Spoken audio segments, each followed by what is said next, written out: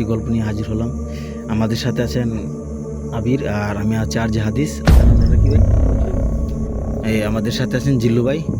আজকে ওনাদের সাথে নিয়ে আজকে একটি পাঠানো গল্প আজকে আমরা আপনাদের সাথে তুলে ধরবো। আর আমাদের গল্প যদি ভালো লাগে তো অবশ্যই আমাদের চ্যানেলটি সাবস্ক্রাইব করবেন আর লাইক কমেন্ট তো অবশ্যই করবেন আর ভিডিওটার পূর্ণ ভিডিও দেখবেন। ভিডিওটা হলো প্রায় মাসখানেক হবে, আমরা যখন 3 বন্ধু একসাথে হাঁটতেছিলাম তখন রাস্তার পাশ দিয়ে মানে অনেক কোনোই বসে আমরা আড্ডা দিচ্ছিলাম। আড্ডা দেওয়ার ক্ষেত্রে মানে কথায় কথায় বলতেছে জিন ভূত বলতে তো কোনো কিছুই নেই দুনিয়াতে। তো এইগুলা কথা বলতে বলতে আমরা উজারের সামনে দিয়ে হেঁটে আমরা রাস্তা পার হচ্ছিলাম। তখন আবিরে বলতেছে যে চল আয়া আমির ওই দিকটা যাই আমরা। তখন জিল্লু ভাই বললো না, এই দিক দিয়ে যাওয়াটা রাস্তাটা ভালো হবে না, এই দিক দিয়ে গেলে মানে মানুষের যে নার্স হয় তো বেশিরভাগ এই দিক দিয়ে মানুষ বুঝি অনেক মারা গেছে লোক, তখন আমরা তো বিশ্বাস করি না। জিল্লু ভাই বলতেছে না এই সত্যি মানে তোমরা তো ছোটো মানুষ, তোমরা কিছু বুঝবো না, আমি তো তোমাদেরকে দেখে অনেক বড়, আমরা দাদার সাথে আমরা ওই দিক দিয়ে গেছি, এরা আমরা জানি। তারপর না বলছি না ভাই আমরা ওই দিক দিয়ে যাবো, আমিরে বলতেছে না আমরা এই দিক দিয়ে যাবো, ওই দিক দিয়ে না গেলে আমরা দেখবো আজকে কী আছে, যেহেতু 12:30 বাজে রাত্রের। এই প্রায় আমরা তো মানে একটু ভয় পাইছি না, তারপর আমরা হাঁটতেছি। তখন আমাদেরকে জিল্লু ভাই বলতেছে আমির তুমি এই দিক দিয়ে চলো, এই দিক দিয়ে না যাই, আমরা ফাঁস কাটে ওই দিক দিয়ে যাই, পিছনের রাস্তা দিয়ে যাই। তখন আমরা বললাম না ভাই আমরা এই রাস্তা দিয়ে যাবো। তো সামনে হয়েছে উজার, তো ভাই বলতেছে ওই উজার থেকে অনেকেরই কিন্তু ধরছে, কিন্তু সবাই অনেকেই মারা গেছে, আবার অনেকেই বাঁচছে না, অনেকে জ্বরে বিছানায় পড়ে রয়েছে, ঠিক না জিল্লু ভাই? জি জি। তখন আমরা আবিরও বলতেছে না আমরা এই দিক দিয়ে যাবো। কি কস তুই বলছিলেন এই কথা? জি জি। তখন আবিরে তখন কইতেছে না ওই দিক দিয়ে যাবো।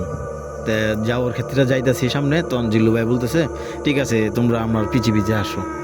তখন জিল্লু ভাই সামনে গেলো, আগায় গেলো সামনে। যাওয়ার পরে তো বড় ভাইয়ের কথা তো শুনতে হয়। তখন আমরা তোর ভাইয়ের কথা কোনো পাত্তা দেই নাই। তখন আমরা যাইতেছি, আমরার মতো আমরা হাঁটতেছি। হাঁটার ক্ষেত্রে সামনে দিয়ে এক বিড়াল, কালো কুচকুচি একটা বিড়াল, মানে এরকমভাবে গেছে মানে বলার মতো না, মানে এমন আমাদের শরীরের রুম খাড়া হয়ে গেছে। তখন আমাদের ভাইয়া বলতেছে এগুলো কিছু না, মানে যাতে আমরা যাতে ভয় না ভাই, সামনের দিকে যাইতেছি। ভাইয়া তো টের পাইছে, কেরা ভাইয়া তো এগুলা নিয়ে আবার চর্চা করে, কেরা ভাই আবার এগুলা নিয়ে প্রাপ্ত অনেক কিছুই ভাই জানে, কিন্তু এইগুলা বললে লাভ নাই, যেহেতু ভাই আমাদেরকে নিয়ে যাইতেছে। তখন সামনে গেলাম, সামনে যাওয়ার পর পিছন দিক দিয়া আবার এই বিড়ালটা ডাক দিতেছে, তখন মেয় মেয় করতেছে। তখন আবিরে কইতেছে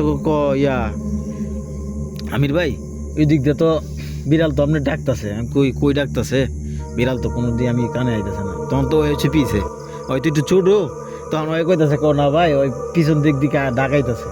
তখন তো মানে আমার কানে আহে নাই। তখন ওই যে জিল্লু ভাই কইতেছে এটা কিছু না, আরো মনের বই, তোমার যদি বলছি তো এই কারণে তোমরা ভয় পাইতেছো।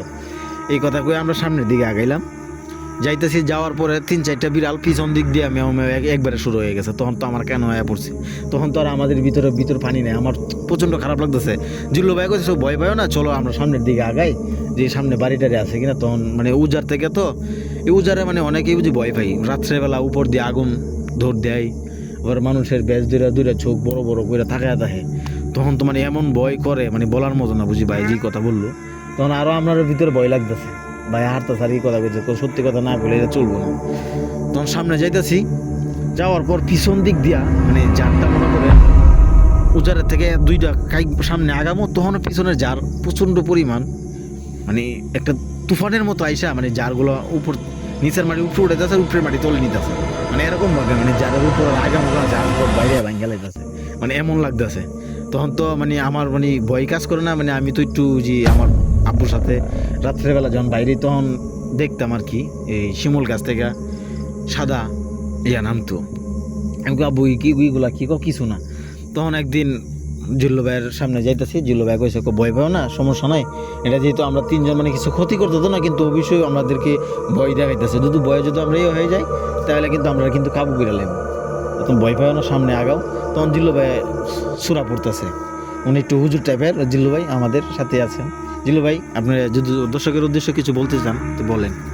জি আসসালামু আলাইকুম।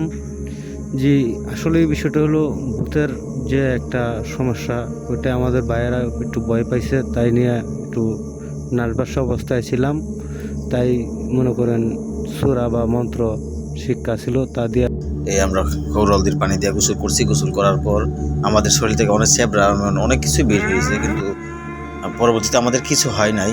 তারপরে আমরা এখান থেকে পরে রাত্রেবেলা সকালবেলা অনেকেই মানুষে বলা বলি করতেছে এই নিয়ে আর কি। যদি আমাদের ভিডিওটা অবশ্যই ভালো লাগে অবশ্যই আমাদের চ্যানেলে কমেন্ট করবেন, আর আপনারা যদি গল্প বলতে চান অবশ্যই আপনাদের নাম্বার আর আপনার ঠিকানা দিয়ে অবশ্যই নিচে কমেন্ট করে বলে যাবেন। আসসালামু আলাইকুম ওয়া রাহমাতুল্লাহি ওয়া বারাকাতুহু।